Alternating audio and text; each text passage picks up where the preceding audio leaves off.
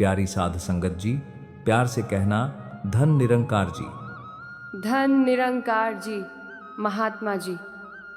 आज मैं आपसे कुछ ऐसे प्रश्न करना चाहती हूँ जो मेरे मन में बहुत समय से चल रहे हैं। हम सभी जीवन में सुख चाहते हैं, शांति चाहते हैं, परंतु फिर भी हमारा मन अशांत रहता है। क्या कारण है कि सब कुछ होते हुए भी हमारे भीतर खालीपन बना रहता है? धन निरंकार जी बहन जी, आपने बहुत ही महत्वपूर्ण प्रश्न किया है। देखिए, मनुष्य बाहरी साधनों से सुख ढूंढता है। बड़े बड़े मकान, महंगी गाड़ियां, अच्छा पद, प्रतिष्ठा, इन सबको पाने में वह अपनी पूरी जिंदगी लगा देता है। लेकिन ये सब अस्थाई हैं। इनसे मिलने वाला सुख क्षणिक होता है। असली शांति तो भीतर है, आत्मा में है। और आत्मा की शांति तभी संभव है जब हम उस निराकार प्रभु को पहचान लें जो हर समय हमारे साथ है। महात्मा जी, हम रोज मंदिर जाते हैं, पूजा पाठ करते हैं, व्रत रखते हैं, फिर भी शांति क्यों नहीं मिलती? बहन जी, पूजा पाठ करना बुरा नहीं है, लेकिन अगर हम केवल बाहरी कर्मकांड में उलझे रहें और भीतर झांकने का प्रयास न करें तो लाभ अधूरा रह जाता है। सच्ची भक्ति वह है जो हमें इंसानियत सिखाए, जो हमारे भीतर प्रेम, करुणा, सेवा और समर्पण का भाव जगाए।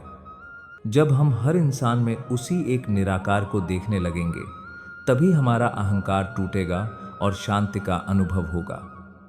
महात्मा जी, आप कहते हैं कि हर इंसान में निरंकार है, परंतु जब कोई हमें अपमानित करता है, दुख देता है, तब हम उसे कैसे ईश्वर का रूप माने? बहन जी, यही तो असली परीक्षा है। प्रेम करना आसान तब होता है जब सामने वाला हमें प्रेम दे, लेकिन जो हमें दुख देता है उसी में भी प्रभु को देख पाना, वही सच्ची भक्ति है। अगर कोई हमें कड़वे शब्द कहता है तो हमें उसे उसकी अज्ञानता समझकर क्षमा कर देना चाहिए, क्योंकि वह भी उसी निरंकार की संतान है, बस उसे अभी पहचान नहीं हुई। महात्मा जी, पहचान से आपका क्या अर्थ है? पहचान का अर्थ है उस निराकार प्रभु को जानना, समझना और अपने जीवन में उतारना।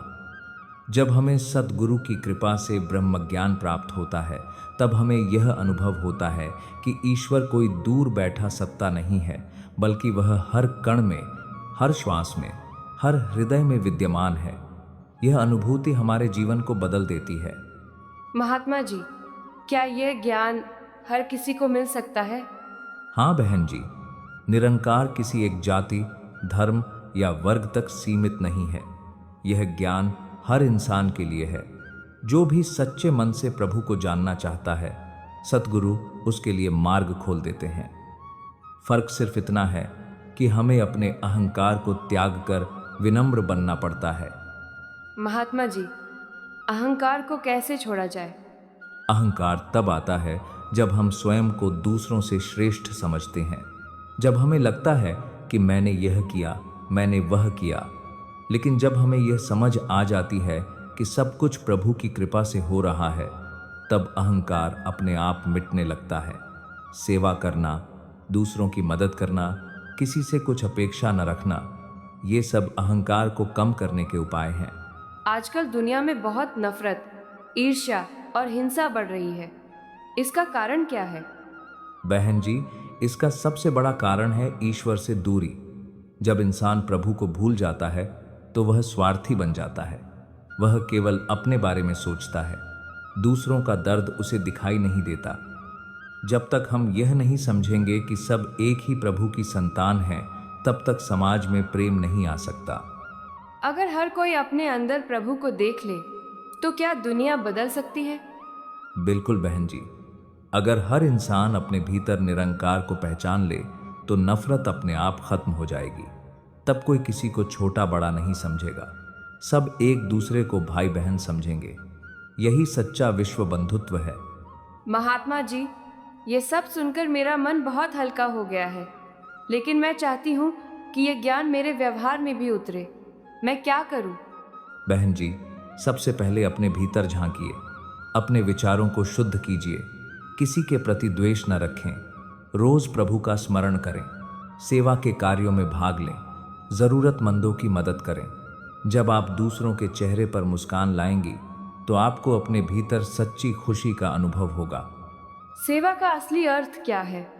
सेवा का अर्थ है निस्वार्थ भाव से किसी की मदद करना, बिना किसी स्वार्थ के, बिना किसी दिखावे के। चाहे वह किसी भूखे को खाना खिलाना हो, किसी बीमार की देखभाल करना हो या किसी दुखी को सांत्वना देना हो, हर छोटा काम भी सेवा है अगर वह प्रेम से किया जाए।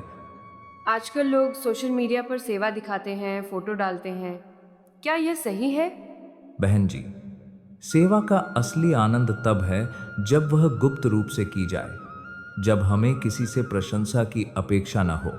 अगर हम दिखावे के लिए सेवा करेंगे तो वह अहंकार बन जाएगी, लेकिन अगर हम दिल से करेंगे तो वह भक्ति बन जाएगी। महात्मा जी, जब दुख आता है तब विश्वास डगमगा जाता है।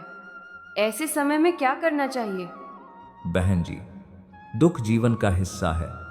सुख और दुख दोनों आते जाते रहते हैं, लेकिन जब हमें यह विश्वास हो कि प्रभु हर स्थिति में हमारे साथ हैं, तो दुख भी हमें मजबूत बना देता है।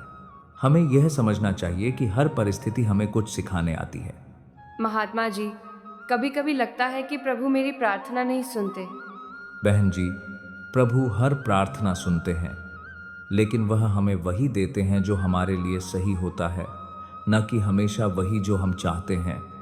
कभी कभी हमें देर से मिलता है ताकि हम धैर्य सीख सकें। महात्मा जी, सच्ची प्रार्थना क्या है? सच्ची प्रार्थना वह है जिसमें कोई मांग ना हो, बस धन्यवाद हो। यह भावना हो कि हे प्रभु, आपने मुझे यह जीवन दिया, इसके लिए आभार। जो कुछ भी आपने दिया उसी में संतोष। आज के युग में लोग बहुत व्यस्त हैं। क्या इस व्यस्तता में भी प्रभु को याद किया जा सकता है? बिल्कुल बहन जी, प्रभु को याद करने के लिए किसी विशेष समय या स्थान की जरूरत नहीं। आप काम करते हुए भी मन में प्रभु का स्मरण कर सकती हैं। हर श्वास के साथ उनका नाम ले सकती हैं। महात्मा जी, क्या यही जीवन का उद्देश्य है? जीवन का उद्देश्य है आत्मा का उत्थान, अपने भीतर छिपी दिव्यता को पहचानना, इंसानियत को जीना। यही सच्ची सफलता है। आज इस सत्संग से मुझे बहुत कुछ सीखने को मिला। मैं प्रयास करूंगी कि इस ज्ञान को अपने जीवन में उतार सकूं। बहन जी, यही सत्संग का उद्देश्य है। सुनकर भूल जाना नहीं, बल्कि सुनकर बदल जाना। अगर आप अपने व्यवहार में प्रेम, क्षमा और सेवा ला लें तो समझिए कि सत्संग सफल हो गया। प्यारी साध संगत जी, प्यार से कहना, धन निरंकार जी। आज का यह संवाद हमें यही सिखाता है कि सच्ची शांति बाहर नहीं, हमारे भीतर है। जब हम उस निराकार प्रभु को पहचान लेते हैं तो हमारा जीवन एक सुंदर यात्रा बन जाता है। आइए हम सभी मिलकर प्रेम, सेवा और समर्पण के मार्ग पर चलें और इस संसार को एक बेहतर स्थान बनाएं। धन निरंकार जी।